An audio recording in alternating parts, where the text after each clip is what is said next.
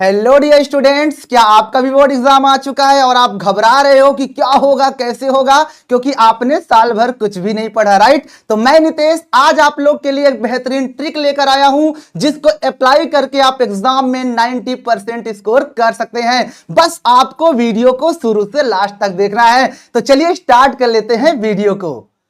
तो जैसा कि मैंने आप लोग को बताया कि बिना पढ़े आप एग्जाम में 90% मार्क्स ला सकते हैं। बस उसके लिए 5 रूल्स हैं, उन्हें फॉलो अप करना होगा। तो देखो, जैसा कि आपके सामने लिखा है ना कि बिना पढ़े कॉपी कैसे लिखें, इसका बहुत अच्छा रोल होता है एग्जाम में। अगर आपकी राइटिंग वगैरह बहुत बढ़िया है, अच्छे से लिख रहे हो, तो एग्जामिनर राइटिंग देख करके नंबर दे देता है। भैया बिना पढ़े अगर आप 400 से 450 अंक लाना चाहते हो, राइट है ना, लाना चाहते हो ना, तो देख लेना। अगर आपको कुछ नहीं आता है, नहीं आता ना, घबराने वाली कोई बात नहीं है। आप कॉपी में क्या लिखोगे जब कुछ आता ही नहीं, तो लिखोगे क्या, मैं बताऊंगा मेरे दोस्त। पूरी जानकारी के लिए भैया वीडियो को लास्ट तक देख लेना।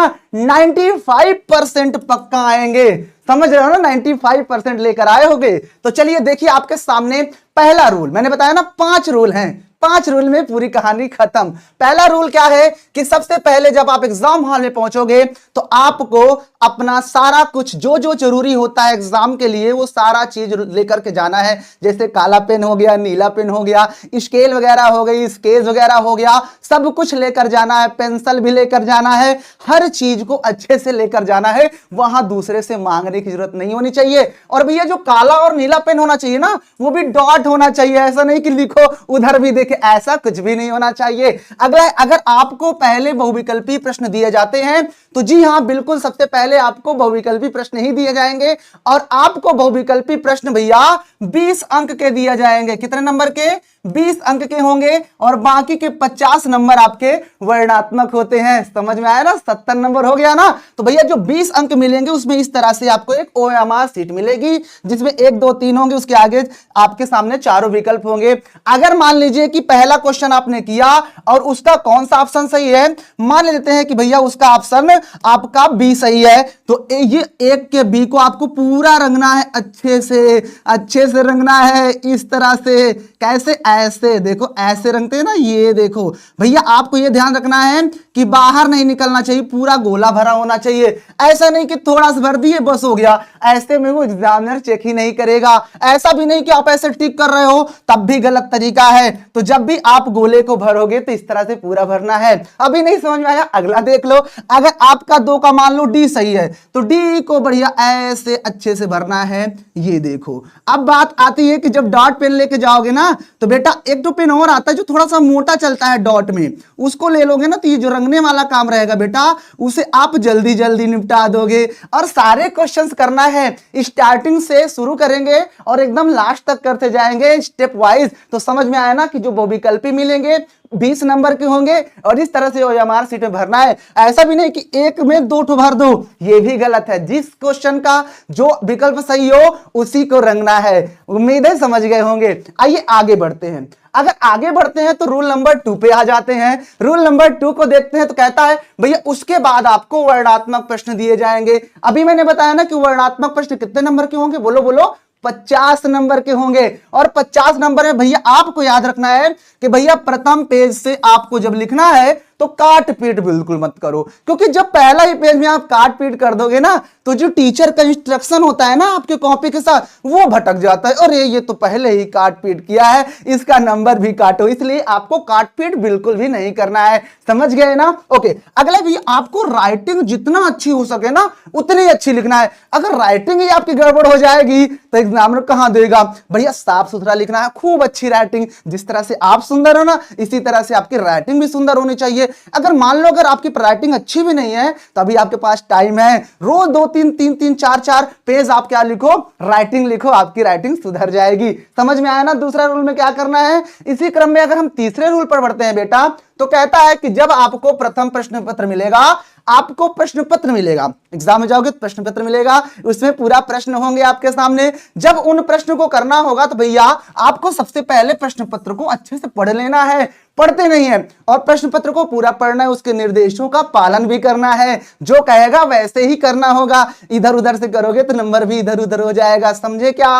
समझ में आई ना? तो भैया आपको प्रश्न पत्र को अच्छे से पढ़ना है और सबसे बड़ी बात है कि जब प्रश्न को आपका करना होगा, जिस प्रश्न को, उस प्रश्न को अच्छे से पढ़ो, 2-3 बार पढ़ो। एक बार तो पूरा पेपर पढ़ना है, उसके बाद जब क्वेश्चंस को करोगे तो हर क्वेश्चन को कम से कम 2 से 3 बार पढ़ो, समझो, क्योंकि प्रश्न को पढ़ना ही प्रश्न का आधा उत्तर होता है। अगला देखो, कॉपी लिखते समय आप उसमें गलत शब्द मत लिखो कि गाने लिख दो, गाली लिख दो, या फिर आप टीचर को कसम दिला दो कि सर अगर आप हमें पास नहीं करोगे तो आपके साथ ये हो जाएगा। ऐसा कुछ भी मत करना, इससे टीचर और नाराज हो जाता है। ये सब क्रियाकलाप पुराना हो गया, टीचर आपको फंडा समझ रहा है, कुछ नया करना। इसलिए आपको जो भी आता है, जिसके बारे में पूछा जाए उसी के बारे में अच्छे से लिखो, जितना आता है उतना लिखो, ठीक है ना? लेकिन ये गाना वगैरह मत लिखना, ना टीचर को गाली देना और ना ही कसम दिलाना, इससे टीचर नाराज हो जाते हैं। समझ में आ रही ना मेरी बातें? ओके, तो दूसरा रूल समझ में आ गया और तीसरा भी आपको समझ में आ गया होगा। तो आइए अगले रूल पर चलते हैं। आपके सामने अगला रूल है भैया, रूल नंबर 4। रूल नंबर 4 आप पढ़िए, देखिए क्या कह रहा है कि सभी प्रश्नों का जवाब देना है। हाँ भैया, आपके पास जितने भी प्रश्न होते हैं ना, सबको जवाब दो, आप हर प्रश्न का जवाब दो। अब आपको लग रहा होगा कि सर आता नहीं तो कैसे जवाब देंगे, मैं बताऊंगा, उसीलिए बताया हूं कि कॉपी में अगर आपको प्रश्न आता भी नहीं है ना, तब भी आप कॉपी लिख के आओगे, बस लास्ट तक बने रहना। तो देखो, जब प्रश्न का जवाब देना है तो कोई भी प्रश्न को छोड़ना नहीं है, हर प्रश्न को जवाब दो, जितना आता है उतना ही लिखो, बट लिखो जरूर, ठीक है ना? अगर आपको आता है तो पूरा लिखें, नहीं तो भैया आधा ही लिख दीजिए। हाँ, ऐसा भी होता है कि मान लो अगर प्रश्न कर रहे हो, आपको आधा आता है, आधा नहीं आता, तो आधा के बदले पूरा छोड़ के चले आ रहे हो, ऐसा भी नहीं करना, आधा आता आधा ही लिखो। क्यों? क्योंकि भैया जो आपकी कॉपी जचती है ना, जो आपके एग्जामिनर होते हैं, कॉपी जांचने वाले, वो भैया स्टेप मार्किंग देते हैं। आपने कितने स्टेप तक सही किया, उतने स्टेप तक का आपको नंबर दे दिया जाएगा, ठीक है ना? इसलिए आपको बेटा पूरा जहां तक आता है ना उतना ही लिखो। आपने लिखना शुरू किया कोई चीज के बारे में, मान लो आपसे महात्मा गांधी के बारे में पूछ रहा है ना? आपसे महात्मा गांधी का जन्म कब और कहां हुआ, तो आपको जन्म तो पता है कब हुआ था, अब कहां हुआ था ये नहीं पता, तो जन्म कब हुआ था उतना ही लिख दो। तो अगर 2 नंबर का है तो 1 नंबर तो मिल ही जाएगा।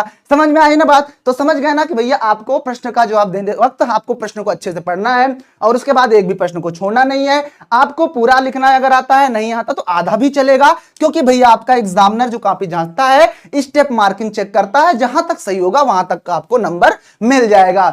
अब बात आती है मेरे लल्लू, तुमको पता है इसी चीज का इंतजार कर रहे थे कि अगर आपको कोई प्रश्न आता ही नहीं है तो आप कैसे करोगे।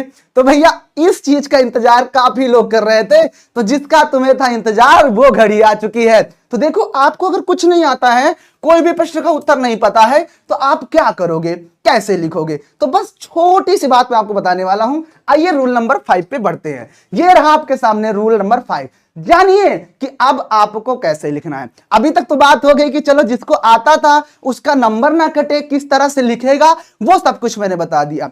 अब आपको बताने वाला हूं कि अगर मान लो आपने साल भर कुछ भी नहीं पढ़ा, दिन भर यहां वहां नजरें दौड़ रही थी, तो अब क्या करना है बेटा, आपको कुछ बात याद रखना है। अगर इन बातों को याद रखोगे तो एग्जाम में बहुत अच्छे नंबर पा जाओगे। पहला तो यह है कि प्रश्न पत्र के जो प्रश्न होगा उसके कीवर्ड को समझो। अब सर ये कीवर्ड क्या होता है?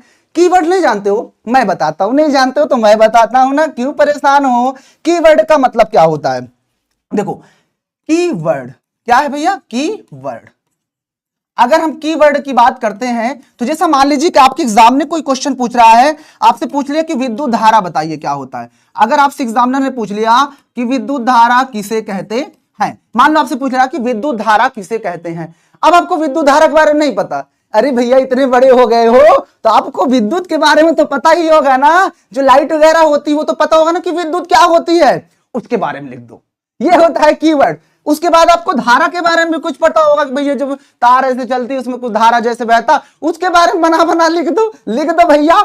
5 नंबर का क्वेश्चन लिख दो, 3-4 पेज। अब एग्जामिनर चेक करेगा, पढ़ेगा, आपको नंबर तो दे देगा ना से तो बेटर देगा ना। तो भैया अगर विद्युत के बारे में पता है लिख दो, और धारा के बारे में पता है तो लिखते चले जाओ चौपो चाप, टीचर भी नंबर देता चला जाएगा चौपो चाप, ठीक है ना। ये होता है कीवर्ड। इसी तरह से आपको महात्मा गांधी का जीवन परिचय पूछ रहा है, तो आपको महात्मा गांधी के बारे में इतना फेमस आदमी है वो, जो जो पता हो लिख डालो, वही होता है कीवर्ड। समझ में आया ना?